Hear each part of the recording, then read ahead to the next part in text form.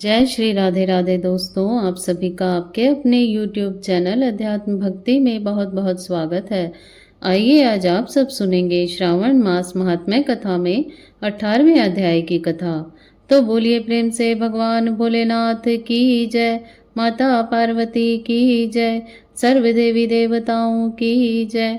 सनत कुमार बोले कि हे भगवान, हे पार्वतीनाथ, हे भक्तों के अनुग्रह करने वाले, हे दया सागर, अब आप 10वीं तिथि का महात्म्य बतलाइए। ईश्वर बोले, हे सनत कुमार, श्रावण मास में शुक्ल पक्ष की 10वीं तिथि से यह व्रत आरंभ करें। पुनः प्रत्येक महीने में शुक्ल पक्ष की 10वीं तिथि को यह व्रत करें। इस प्रकार 12 महीनों में इस उत्तम व्रत को करके बाद में श्रावण मास के शुक्ल पक्ष की 10वीं तिथि पर इसका उद्यापन करें।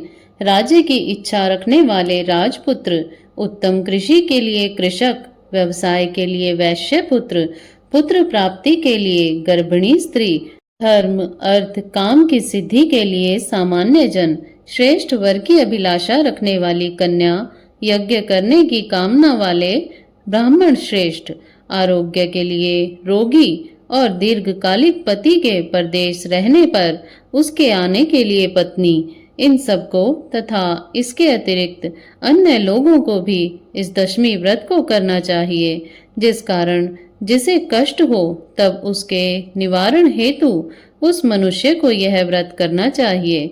श्रावण में शुक्ल पक्ष की 10वीं के दिन स्नान करके देवता का विधिवत पूजन कर घर के आंगन में 10 दिशाओं में पुष्प पल्लव चंदन से अथवा जौ के आटे से अधिदेवता की शस्त्र वाहन युक्त स्त्री रूपा शक्तियों का अंकन करके नक्त वेला में 10 दिशाओं में उनकी पूजा करनी चाहिए। घृत मिश्रित नैवेद्य अर्पण करके उन्हें पृथक पृथक दीपक प्रदान करना चाहिए।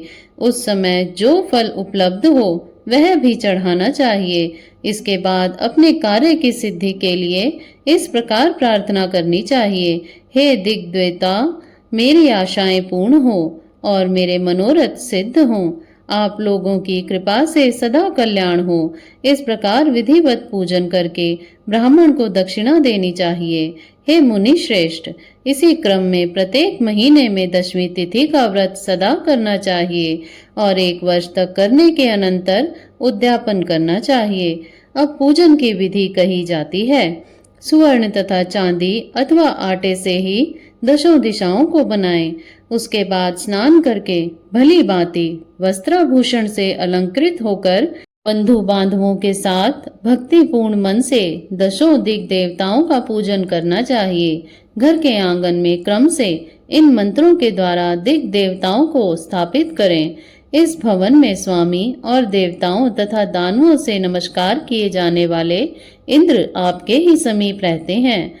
आप ऐन्द्री नामक दिग देवता को नमस्कार है। हे आशो, अग्नि के साथ विवाह होने के कारण आप आग्नेय कही जाती हैं। आप तेजस स्वरूप तथा पराशक्ति हैं, अतः मुझे वर देने वाली हैं। आपका ही आश्रय लेकर वे धर्मराज सभी लोगों को दंडित करते हैं, इसलिए आप संयमिनी नाम वाली हैं। हे यामये, आप मेरे लिए उत्तम मनोरथ पूर्ण करने वाली हो। हाथ में खड्ग धारण किए हुए मृत्यु देवता आपका ही आश्रय ग्रहण करते हैं, अतः आप निरक्ति रूपा हैं। आप मेरी आशा को पूर्ण कीजिए। हे वारुणी, समस्त भुवनों के आधार तथा जल जीवों की स्वामिनी वरुण देव आप में निवास करते हैं, अतः मेरे कार्य तथा धर्म को पूर्ण करने के लिए आप तत्पर हो। आप जगत में आदि स्वरूप वायुदेव के साथ अधिष्ठित हैं, इसलिए आप वायव्य हैं। हे वायव्य, आप मेरे घर में नित्य शांति प्रदान करें। आप धन के स्वामी कुबेर के साथ अधिष्ठित हैं, अतः आप इस लोक में उत्तरा नाम से विख्यात हैं। हमें शीघ्र ही मनोरथ प्रदान करके आप निरुत्तर हों। हे ऐशानी, आप जगत के स्वामी शंभु के साथ सुशोभित होती हैं। हे शुभे, हे देवी, मेरी अभिलाषाओं को पूर्ण कीजिए। आपको नमस्कार है, नमस्कार है। आप समस्त लोकों के ऊपर अधिष्ठित हैं, सदा कल्याण करने वाली हैं और सनक आदि मुनियों से घिरी रहती हैं। आप सदा मेरी रक्षा करें। सभी नक्षत्र, ग्रह, तारागण तथा जो नक्षत्र माताएं हैं और जो भूत प्रेत तथा विघ्न करने वाले विनायक हैं, उनकी मैंने भक्ति युक्त मन से भक्ति पूर्वक पूजा की है। वे सब मेरे अभिष्ट की सिद्धि के लिए सदा तत्पर हों। नीचे के लोकों में आप सर्पों तथा नेवलों के द्वारा सेवित हैं, अतः नाग पत्नियों सहित आप मेरे ऊपर प्रसन्न हों। इन मंत्रों के द्वारा पुष्प, धूप आदि से पूजन करके वस्त्र, अलंकार तथा फल निवेदित करना चाहिए। इसके बाद वाद्य ध्वनि, गीत, नृत्य आदि मंगल कृत्यों और नाचती हुई श्रेष्ठ स्त्रियों के सहित जागरण करके रात्रि व्यतीत करनी चाहिए। कुमकुम, अक्षत, तांबुल, दान, मान आदि के द्वारा भक्ति पूर्ण मन से उस रात्रि को सुख पूर्वक व्यतीत करके प्रातः काल प्रतिमाओं की पूजा करके ब्राह्मण को प्रदान कर देनी चाहिए। इस विधि से व्रत को करके क्षमा प्रार्थना तथा प्रणाम करके मित्रों तथा प्रिय बंधुजनों को साथ लेकर भोजन करना चाहिए। हे तात, जो मनुष्य इस विधि से आदर पूर्वक दशमी व्रत करता है, वह सभी मनोवांछित फल प्राप्त करता है। विशेष रूप से स्त्रियों को इस सनातन व्रत को करना चाहिए, क्योंकि मनुष्य जाति में स्त्रियां अधिक श्रद्धा, कामना परायण होती हैं। हे मुनि श्रेष्ठ, धन प्रदान करने वाले, यश देने वाले, आयु बढ़ाने वाले तथा सभी कामनाओं का फल प्रदान करने वाले इस व्रत को मैंने आपसे कह दिया है। तीनों लोकों में अन्य कोई भी व्रत इसके समान नहीं है। हे ब्रह्मपुत्रों में श्रेष्ठ, वांछित फल की कामना करने वाले जो मनुष्य दशमी तिथि को दसों दिशाओं की सदा पूजा करते हैं, उनके हृदय में स्थित सभी बड़ी बड़ी कामनाओं को वे दिशाएं फलीभूत कर देती हैं। इसमें अधिक कहने से क्या प्रयोजन।